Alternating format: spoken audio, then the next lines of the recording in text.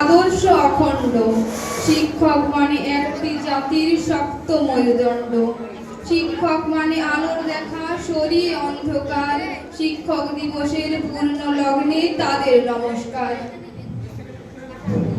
আজ 5ই সেপ্টেম্বর সকলে আমরা একত্রিত হয়েছি শিক্ষক দিবস অতি শ্রদ্ধার সঙ্গে উদযাপন করার জন্য।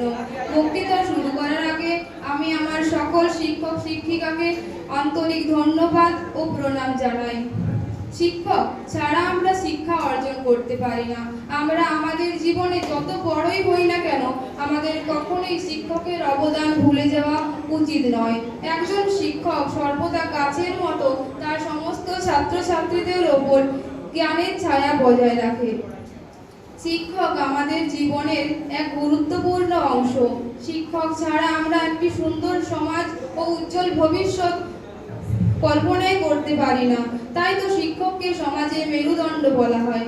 প্রতি বছর সেপ্টেম্বর মাসের 5ম দিনে আমরা সকলে অতি শ্রদ্ধার সহিত শিক্ষক দিবস উদযাপন করি। শুধু তাই নয়, আজকের দিনে ডক্টর সর্বপল্লী রাধাকৃষ্ণন জন্মগ্রহণ করেছিলেন।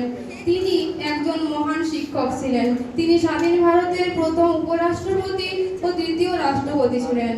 ওনাকে বিনম্র শ্রদ্ধা ও প্রণাম জানাই। শিক্ষকরা হলেন আমাদের সমাজের মূল স্তম্ভ। ছাত্রছাত্রীদের চরিত্র গঠনে তাদের অবদান অপরিসীম।